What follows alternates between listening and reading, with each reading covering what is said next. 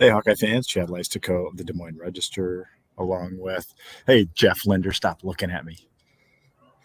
With Dargan Southard of the Register, we are recapping Iowa's 87-77 win against Colorado last night.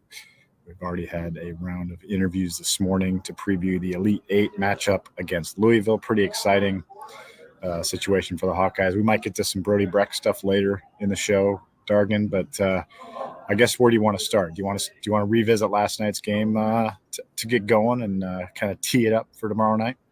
Yeah, I think that's a good spot. Ignore the I think it's a coffee maker and maybe a fridge behind me here. So interesting backdrops when you cram all these people in here. So, but yeah, yesterday was a similar game to Sunday, and that it was tense. It was it was something that Iowa had to fight through a lot of adversity in the game. Foul trouble by Monica Sonano and Caitlin Clark, which really hasn't been a huge hurdle this year at times. And again, Iowa kind of just relies on its vets, relies on what it's taken to get here, and kind of push through that Colorado game. There was a big run at the beginning of the third quarter, about a 13-0 push that really kind of gave Iowa a little bit of separation and allowed them to play from ahead for the entire second half, and had some wiggle room when it got tense and close down at the end. So again, it's this month doesn't need to be a bunch of basketball masterpieces. It doesn't need to be the prettiest win from start to finish. You just kind of got to get the job done, and Iowa did another good job of doing that last night. Yeah, it was kind of funny that you mentioned that, because in talking to Kate Martin last night, I brought up the defensive rebounding, like they gave up 21 offensive boards, but then she's just basically said in a nutshell, yeah, but we won, right? You just have to find a way, even if you weren't strong in that category, you know what I mean? And you have to give credit to Iowa for, its high-powered offense. Caitlin Clark, obviously, 31 points, 8 assists, and getting crunch time buckets. That's kind of how this team has. We watched the whole Big Ten tournament together, Dargan, and just think back to that Maryland game. Maryland made that push late, and when they needed a big three, there was Gabby Marshall.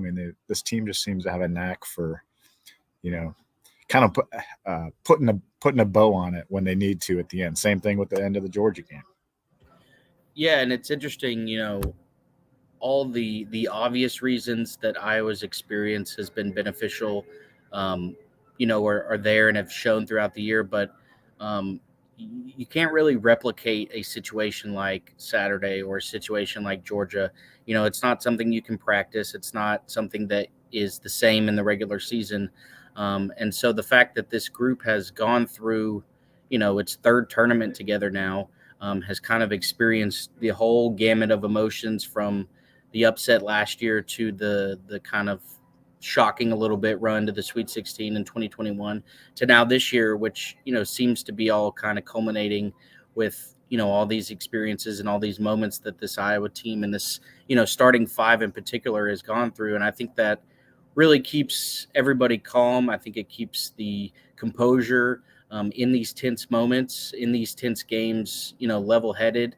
And I think that's a big reason why you've seen Iowa, even though there's been some hairy moments at times during these last two games, they've really tightened up and did what they needed to do in winning time. And, they're going to need all that again tomorrow against a team that, has tournament experience, more tournament experience, high-end tournament experience in Louisville that, began the season ranked just 3 spots behind Iowa at number 7 in the preseason poll. So, even though there's a 5 seed by Louisville, this is far from your average 5 seed. This is a team that is expected to be here, wants to be here, and is used to being here. So, again, all those little things matter this time of year when, your season's on the line.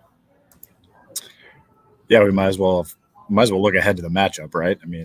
No point just rehashing this Colorado game over and over, but it is kind of. I was going through my column today and talking about preparations. What do you do with such a short prep, for example? Those kind of questions. How do you how do you get your team ready, and how do you not like be too overwhelmed by the pressure, whatnot.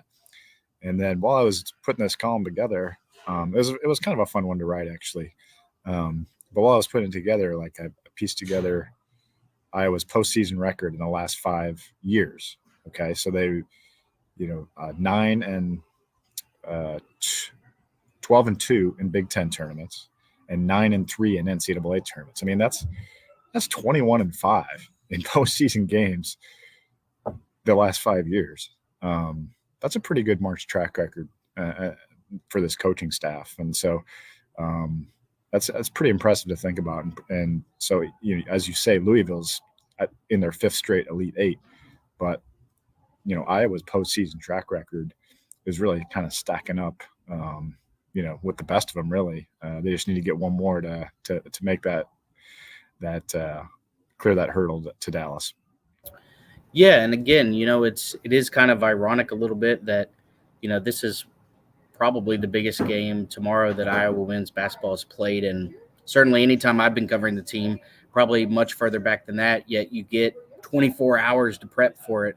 And sometimes that can be a good thing just with so much flying this time of year that, you kind of want to minimize that time to where, it kind of works like us in writing. Sometimes deadline writing is you get the best stuff out of it because you're just putting down the first thing you think of. And so, I think it kind of works like that a little bit on the scout too.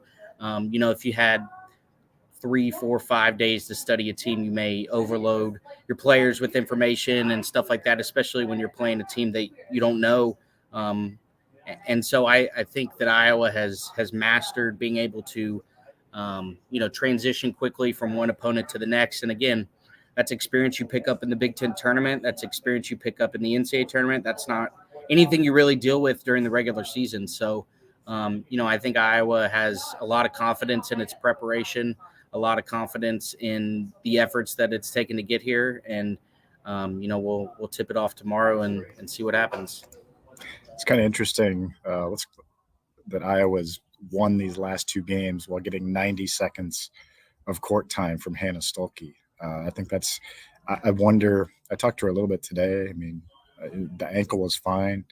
Bluter just kind of went with the coach's decision to go with Addison O'Grady off the bench last night, kind of, citing like freshman jitters type of thing and not really the best matchup. I wonder, Dargan, I mean, I feel like we're kind of forgetting her a little bit, and I just wonder if maybe she shows up tomorrow night.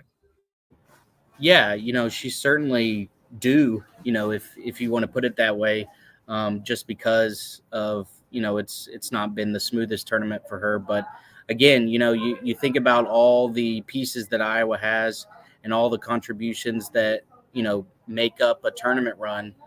I'm not sure Addison O'Grady playing her most minutes, I believe you said, since Iowa State, which was in early December. That's certainly not something that you count on needing going into this tournament. So, they have been able to kind of get through things, even with the bench, maybe either injury wise or production wise. It's interesting that, you haven't really seen a lot of freshman moments from Hannah Stuelke this year. So, it feels like she was kind of playing with house money a lot this year, and that, it usually takes a freshman a little bit of time to get into the swing of things. And so, we'll see. I think her showing up big on Sunday could be one of those X factors that you look back at and say, we didn't really expect this to happen. It wasn't something that was penciled in as a key for Iowa to win. But, you might look back and say, okay, that was a pretty big moment in this whole thing. And so, I know she'll be ready to go. And I know, going through this the first time, even if you're on a team with a lot of experience, can be, an eye-opening thing, just because the NCAA tournament environment is really a lot different than the regular season environment. Just, the responsibilities you have, the eyes on you and all that. So, a bounce back performance on Sunday would certainly go a long way for Stuelke, just in her confidence and her development, moving forward throughout her career. And certainly, obviously, Caitlin Clark will be the top storyline for Iowa, of course. And you're right. You wrote about her relationship with Hailey Van Lith, the Louisville star. Why don't you fill in our readers or listeners on some of that backstory? Yeah, so it's similar in that Hailey is to Louisville in a lot of ways what Caitlin is to Iowa. They are the clear cut catalyst that makes everything go. They kind of run the show up top. They play with a lot of the same energy and that passion and that fiery demeanor that some people love, some people hate. It's just kind of what side of the fence you fall on. But yeah, their relationship goes back to USA basketball in 2019. They were teammates and roommates even together on the team that took home the gold in Thailand. And another element is Jeff Walls, the Louisville coach, was the head coach on that team. So it was interesting to talk to Hailey and Caitlin today about their time together and what that experience did as far as that first big step in that level, just because at that point, neither of them were committed. They were both high school players, kind of playing up a little bit with a lot of names that a lot of people would recognize now. Going through that roster is pretty crazy. So I think it was there first that they gravitated toward each other. Just a lot of similarities on the court, a lot of similarities in how they play and view the game, and so it seems like they've maintained a decent relationship over the years. There was a funny moment in the press conference today. Somebody asked Jeff Walls about his relationship with Caitlin, and just kind of a microcosm of how they have kept in touch over the years. Jeff said he texted Caitlin after she hit the game winner against Indiana and said, if you remember, that shot kind of rattled around before it fell, and the text said, it hit the rim. It wasn't that impressive. So it seems like that they have a good relationship, and they've maintained close ties over the years. So a lot of familiarity in this matchup, even though it may not seem like it, just because these two teams are from different conferences, different areas, and all that. But those elite players at the top can cross paths on USA basketball all the time, and it seems like that it's going to be a good showdown, just because there are a lot of similarities in how those two like to do business. And the little thread that Iowa is playing Louisville, which is where Ava Jones, the tragedy there involving her family, father, took place, came up today. And Lisa Bluter, mentioning that Jeff Walls, supplied the Jones, or supplied them with transportation during that time of need, and at no cut, his treat type of thing. And it was just because Bluter had reached out, looking for help, for that family. So it's kind of cool. He seems like a really great dude, great coach. Obviously, Caitlin has a ton of respect for him. So it's kind of another little thread, like you don't like what are the odds, that all these things are kind of tied together. So kind of interesting. What about this Louisville matchup, Dargan? I mean, this looks like a team. It's a 26-11 team, but it's sort of one that's found its way toward the end of the season. That's kind of, I think, a fair way to put it. They had some, you look at the early season schedule, you might be perplexed at some of the losses, but I think they were just sort of, sounds like they were looking for right combinations, and that's why they're, they have 11 losses, but they're kind of returned right to top 10 status. So this is going to be a difficult matchup. I feel like it's a toss-up to me as I look at it, Dargan, but Iowa's favored by 5.5. So why don't you explain to me why that's the case? Yeah, I got to say, I was a little surprised by that number too, just because it was the same spread that they had yesterday, and I feel like Louisville's probably a little better than Colorado is. So, but yeah, it's been an interesting season for Louisville. Again, started the year preseason number 7. I think some people had them even higher than that. Really expected to compete, in the ACC as they do year in and year out, and it was kind of a tumultuous journey through the season. The ACC is, a league that doesn't have a lot of off nights. You got to kind of bring it, most of the time during conference play. And, they took some stumbles, and, I doubt a 5 seed is what they had in mind when this season started. And you even go back within this tournament. I mean, they had a real shot to lose to Drake on the first night of the tournament. And so, this is a team that kind of fits the mold of what a lot of coaches want to see. Maybe not the struggles at the beginning, but the getting better over the course of the year to where it definitely feels like that they are playing their best basketball this time of year.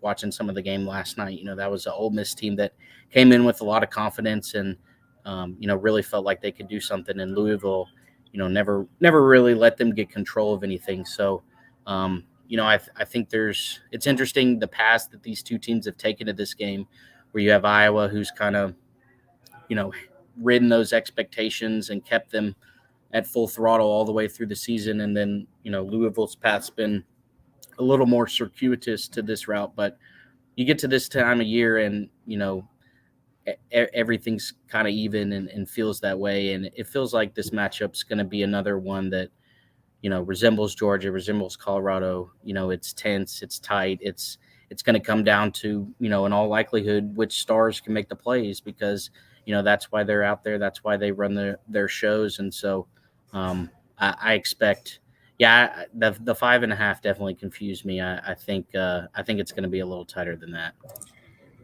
What do you think of the crowd here? It surprised me. I expected there'd be some Hawkeye fans here, but it was like, I don't know, 70% of what we saw at Minneapolis. It was. What do you think? What would you say? It was definitely a Iowa crowd last night. Anytime Iowa, that run in the third quarter, when they closed things out, it was very clear that they kind of owned the fan setup. And so, it'll be interesting to see how that unfolds tomorrow. Obviously, I imagine, there's going to be a lot of Iowa fans here. It's really been well attended overall. Looking last night, they had the curtains on the middle section of the upper deck, but everything else was full and was loud and was a great environment. And everybody's talked about how Seattle's been, a great scene up here.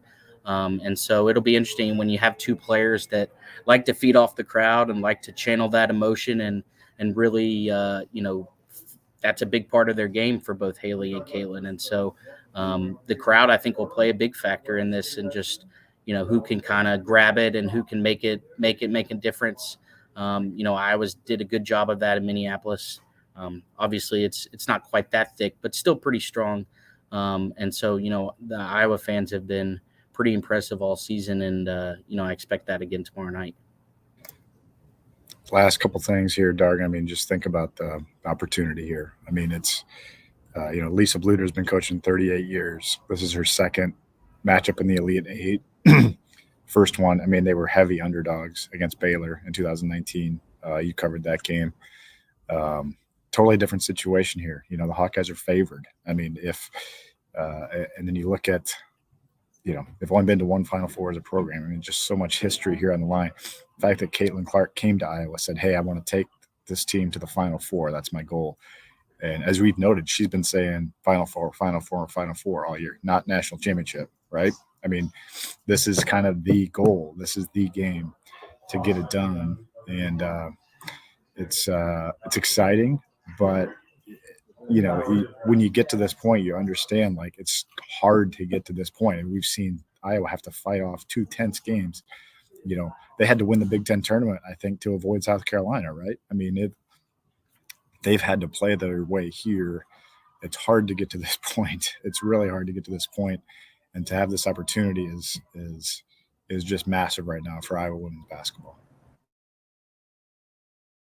Yeah, the fact that Bluder, for all of her success and all of her accolades, hasn't been to the Final Four, and this is really her first, I feel like, legitimate shot to get there. I think they lost by like 30 to Baylor. Baylor ended up winning the national title that year, so that was kind of a foregone conclusion what was going to happen before that. But yeah, you get so ingrained in the season, and you go kind of game by game a lot of the time when you're covering it, just because that's what you're hearing from them. But when you kind of zoom out and you look at all that stuff, it's all a big deal, because Iowa doesn't get this chance very often. They've not really been, in a position like this in a while where it's not just a chance to go to the Final Four, but it's expected that they go to the Final Four, and it's expected that they take advantage of this moment. And it's hard to really envision them getting a better moment than this, just because of Monica Sedano leaves after this year. Caitlin's got 1, maybe 2 more years. It feels like that if this is going to happen for Iowa, it's going to be in this moment. And it would be, a pretty spectacular accomplishment for them to do that.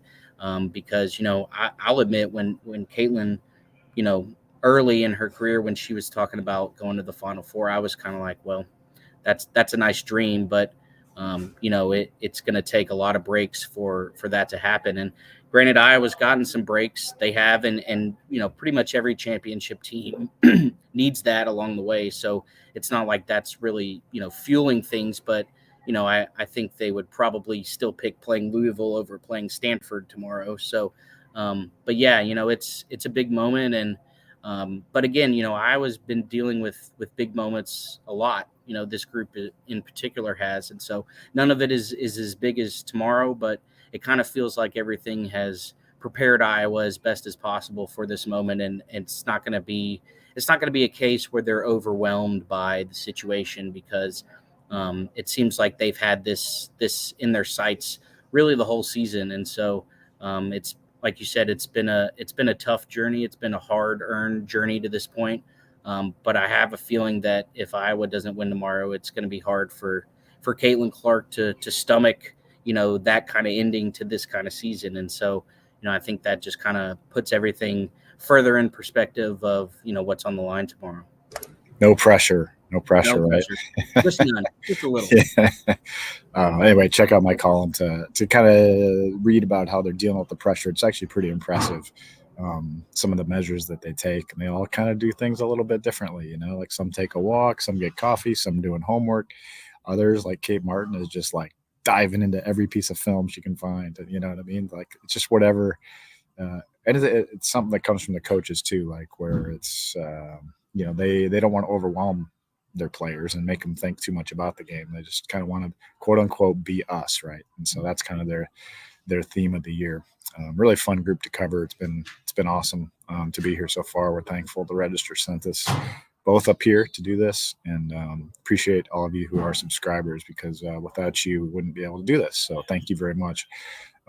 Let's talk one other topic here, Dargan, that also bridges your beat, Iowa baseball. Some news yesterday that Brody Brecht going to focus full-time on the baseball, on the 101-mile-an-hour fastball, as opposed to the ex-receiver exploit. So he is leaving the Iowa football program, essentially. So obviously, kind of thought probably had to do this at some point, right? And he did.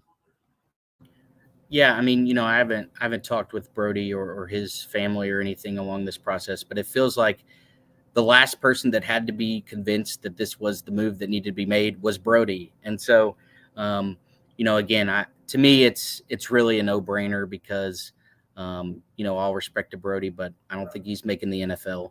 I don't think he's quite that good, but, the MLB potential is absurd, and we've seen it start this season where, he's kind of honing everything down. His starts are becoming more crisp and becoming more effective. And you've seen his stuff really kind of, take over college baseball social media in a lot of ways. Just people kind of jaw drops at the stuff he has. And so, I totally understand why he wanted to start with football.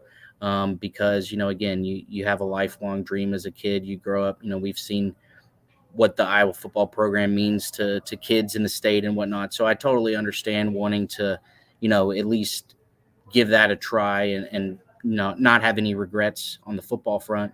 But again, to me, it's pretty obvious where his future is, and that's baseball. And, I think that there was a lot of chatter that, his playing football was hurting his baseball stock, just because, and it's understandable, teams don't want to invest millions of dollars in a guy who's, out there on Saturdays, putting his body at risk the way that you do have to do in Big Ten football. So again, I'm sure it's a little bittersweet for Brodie just because football has obviously been a big part of his life for his whole life, and Iowa football too. So, but again, I think this is the only decision really that made sense for his future. Yeah, and his stock is now going to go up because the scouts don't have to worry about him, falling in love with football again. This is his sole focus, and but another tough blow to the Iowa wide receiver core in football, though. I mean, they're going to have to hit the portal in May. There's no doubt about it for more receivers. I mean, Seth Anderson's basically out for the spring. The new transfer they got, Jacob Bostic is out for the spring. So, they're thin. They're really thin there right now with, I think, Nico Ragaini and Deontay Vines, the only two scholarship receivers in spring ball. So, not good. Not good. That's not a position you want low scholarship numbers at because you inevitably go through a few over the course of the season. Yeah, I mean, they absolutely have to. I mean, they're going to have to use Swarm and get somebody in, like a big-time receiver in here. They need to get like a number one receiver in here somehow. I mean, to transfer. Yeah, I mean, Nico Ragaini's a solid college receiver, but if he's your number one receiver, then to me that doesn't project a lot of confidence, especially with all the scrutiny that Iowa's offense is going to be under this coming season, even with the new quarterback. So, yeah, the hits just kind of keep on coming for them. Exactly. All right, Dargan, as I'm watching at our arena here, Ohio State is ahead of UConn by 11 points. Wouldn't that be crazy if I saw the Big Ten hadn't had two teams in the Elite Eight of the women's tournament since 2004? They have that already with Iowa and Maryland. Potentially Lisa Bluter did say "Go Buckeyes" this morning, so she did, and go Tarps. She said "Go Tarps." go Tarps. Yeah, we'll just chuck that up as a slip on that one, not any sort of diss to her. Shot at Brenda Fries, her fellow Iowan. But yeah, no, it could be a big finish here for the Big Ten for sure. Yeah, Iowa looking to become the first, or any team. No original Big Ten team has gotten to the Final Four since 2005. So Iowa can break through that tomorrow night as well. So for Dargan Southard, Chad Leistikow here, the Register, saying thanks for joining us. And we will probably do a post-game one tomorrow night, I'm guessing, come hell or high water. So thanks for following our coverage, and talk to you soon.